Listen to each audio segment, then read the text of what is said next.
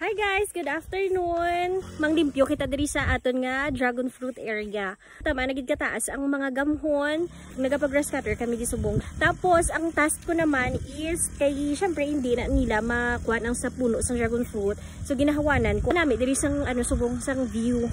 Kay manami ang panahon. Pakita ko sa inyo guys.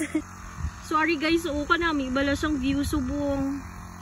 Yeah, the very nice ang view kay kanami isang tiyempo subong di masyado mainit, hindi man tig-ulan. Muni ang perfect gidya ang panahon nga manami ang view diri. Tapos later na may ara na sunset later. Muni siya ang nag-grass cutter na ni siya di. Pakita ko sa inyo, nag-grass cutter na ni siya, lapad ni siya mo kay do around half hectare ni siya ang diri sa amon nga dragon fruit nga area. Halin sa babaw duha na ni siya ka linya ang na grass cutter na. Imagine guys, kadakmul-dakmul ya sang sang likod. So ara guys, muna na siyang na grass cutter ng area ang diri sa side. So grass cutter pa na siya. So diri pa lang na nami na siya tulukon kung na grass cutter na siya.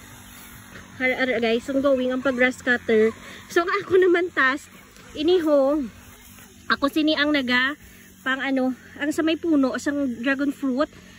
Kay hindi na siya maabot sang grass cutter kay basi bala maigo ang iya nga sanga sang dragon fruit. So kay nanglan gid siya bugnuton gid siya manumano. Tapos ko na nigditanan hasta dito sa dalong. Ako sini nagpanghawan. Mayra patusiban sa ubos tapuson ko na subong manghawan ko. Ako pa na siya kalapad ang i-grass cutter. Nan. Kumampisa na ko manghawan ako kay hindi nagawa init.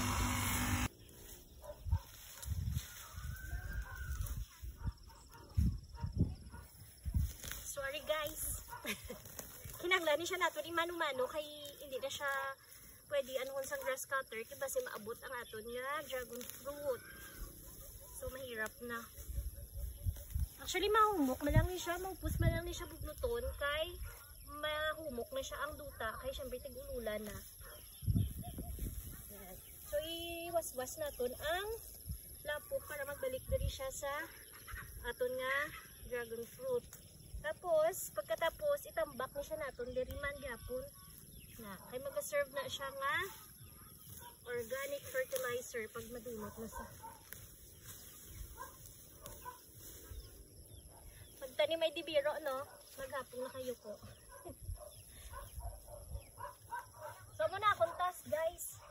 Ako ang taga-bunot sa likot sa sang dragon fruit. So, ubuson ko ni. 120 ni siya ka poste. So, ubuson ko ni siya pang limpyo. Okay. Tapos mo.